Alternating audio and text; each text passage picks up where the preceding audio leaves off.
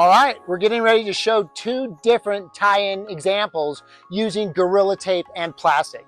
Here's an example where we're tying the box wall into the wall, and then we simply used plastic and Gorilla Tape to create the seal. We've done it on both sides.